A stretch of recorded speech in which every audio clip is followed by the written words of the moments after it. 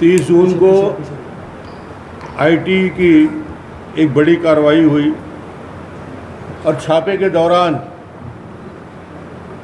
बड़ी मात्रा में नकदी और बेनामी संपत्ति के दस्तावेज जब्त किए गए।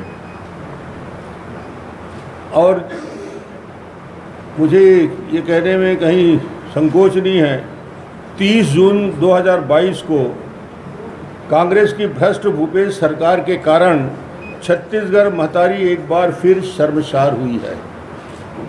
ये मैं इसलिए कह रहा हूँ कि इस प्रदेश के मुख्यमंत्री के डिप्टी सेक्रेटरी के दूर के आवास में 24 महीने में दूसरी बार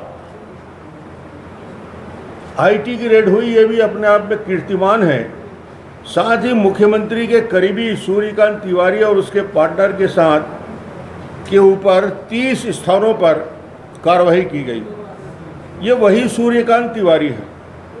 जब हॉस्पिटल में एडमिट होते हैं तो मुख्यमंत्री अपने मंत्रिमंडल के मंत्रियों सहित, विधायकों सहित वहाँ बैठ के घंटों बैठकर उसका हालचाल जानते हैं, कितने नज़दीक हैं। ये मैं कहना चाहता हूँ, इस रेड में कुल 9.5 करोड़ की अवैध नगद जब्त किया गया, 4.5 करोड़ की ज्वेलरी और उसके साथ 200 करोड़ से अधिक जो अवैध कलेक्शन हुए हैं उसके भी प्रमाण मिले हैं। ये रेड मुख्य रूप से कोल ट्रांसपोर्ट की अवैध कमाई को प्रमाणित करता है, जिसको मैंने न जाने कितनी बार आपके साथ प्रेस कॉन्फ्रेंस में चिल्ला चिल्ला के बोलता रहा हूँ। 25 रुपया टन कोरबा में अवैध वसूली 24 घंटा चल रहा है, सरकार के संरक्षण में चल रहा है। अवैध वसूली का ये धंधा पूरे छत्तीसगढ़ में कोरबा से चल के, और ये पूरा पैसा अवैध तरीके से वसूलने की कार्रवाई सरकार के संरक्षण पे हो रही है। इस जांच के दौरान 50 करोड़ की अचल संपत्ति के दस्तावेज भी आईटी डिपार्टमेंट को प्राप्त हुए हैं। ऐसे दस्तावेज के साथ साथ अकाउंट शीट्स मिले हैं, डिजिटल साक्ष्य मिले हैं, और आयकर अधिकारियों ने जो अपनी जानकारी दी है पेपर के माध्यम से, उसमें सरकारी अधिकारियों को भी नगद भुगतान किए जाने के साक्ष्य मिले।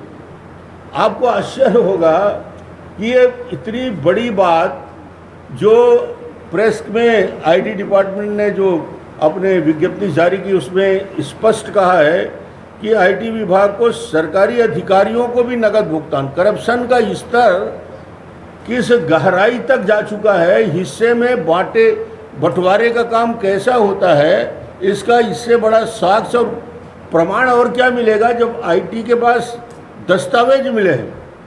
और इसकी सभी चीज़ों की आईटी विभाग गंभीरता से जांच कर रहा है और इन अधिकारियों को भी जांच पड़ताल में बुलाया जाएगा।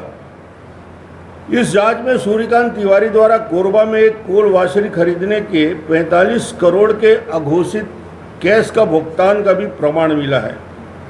हाल ही में विधानसभा चुनाव हुए, उसमें कैश भुगतान के प्रमाण आईटी विभाग को मिले हैं। उत्तर प्रदेश का चुनाव हो, असम का चुनाव हो, खैरागढ़ का चुनाव हो, कितना व्यापक पैमाने में हम जब बोलते थे कि सोनिया गांधी का एटीएम है भूपेश बघेल, तो उस समय आप लोग इसको गंभीरता से नहीं लेते थे। अब तो एटीएम प्रमाणित हो गया। बीजेपी नहीं कह रही है भाई, आईटी डिपार्टमेंट कह रहा है कि वो दस्तावेज उनको मिले हैं कि छत्तीसगढ़ से पैसा, ये जो करोड़ों कई हजार करोड़ जो कोयले में कमाई हो रही है, ये सारे हिंदुस्तान के चुनाव में जाता है। उसके रूट के बारे में भी जानकारी मिली है और ये आईटी विभाग की प्राथमिक जो जानकारी मिली है, कई सौ करोड़, स्पष्ट है कि कई सौ करोड़ के उगाही के प्रमाण उनको मिले हैं। इस पूरे कार्रवाई के 2 केंद्र बिंदु हैं, सूर्यकांत तिवारी और डिप्टी सेक्रेटरी मुख्यमंत्री। यह ध्यान देने वाली बात है कि दोनों भूपेश के लिए काम करते हैं। इसका मतलब है कि भूपेश बघेल यानी मुख्यमंत्री का संरक्षण के बिना इतनी बड़ी अवैध वसूली कैसे होगी, और फिर वो यहाँ चुनाव में उसका उपयोग कैसे किया जाएगा, इस धन का कैसे दुरुपयोग हुआ, ये मैं इसलिए बता रहा हूँ कि सरकार ने 3.5 साल पौने 4 साल में पूरी तरीके से भ्रष्टाचार के दलदल में फंस चुकी है। इसलिए मैं कहता हूँ कि छत्तीसगढ़ महतारी का सर शर्म से झुक गया होगा। हमने अभी 15 साल मुख्यमंत्री था मैं। ऐसा नहीं है कि आईटी के रेड नहीं होते थे भाई, आईटी के रेड होते थे मगर मुख्यमंत्री के दरवाजे में ताला नहीं लग जाता था। आईटी के रेड होते थे, अधिकारियों की यहाँ पुलिस जमा नहीं हो जाते थे 30-30, 40-40 की संख्या में।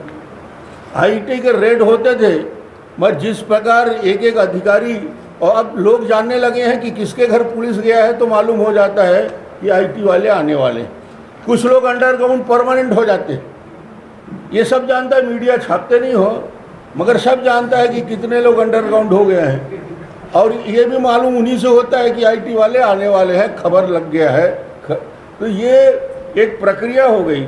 मुझे लगता है कि 10 साल में हमने देखा, और 10 साल में कभी इस प्रकार की घटना आईटी का हुआ, हमारे अधिकारी भी थे, उनके खिलाफ भी आईटी की कार्रवाई हुई। मगर जो भूपेश जी बार बार बोल रहे हैं ईडी आएगा, ईडी आएगा, ईडी आएगा, क्या हो गया भाई? ईडी कहाँ जाता है? जहाँ सीबीडीटी या इनकम टैक्स डिपार्टमेंट छापा मारते हैं, उसके बाद जो प्रोसेस होता है उसके आगे की कार्रवाई ईडी करता है। तो इनको सबको मालूम है आएगा आएगा आएगा भाई। तो इसमें बोल के अपना वजन है वो कम करना चाहते हैं कि आईडी आएगा, तो आएगा, प्रोसेस है। उसको बोलोगे नहीं बोलोगे तो भी उन सब लोगों को जिनके नाम हैं उनके पास पूछताछ करेगा। और यदि पहले रेड में आईटी डिपार्टमेंट ने जो मुख्य सचिव को पत्र लिखा था, उस पत्र को ऊपर यदि सरकार कार्रवाई कर लेती तो आज उनको ये दिन देखने को नहीं मिलते। कांग्रेस की सरकार भ्रष्ट अधिकारियों से पूरी तरीके से उनसे लिप्त है। ये सरकार सत्ता में रहने का नैतिक अधिकार पूरी तरीके से खो चुकी है।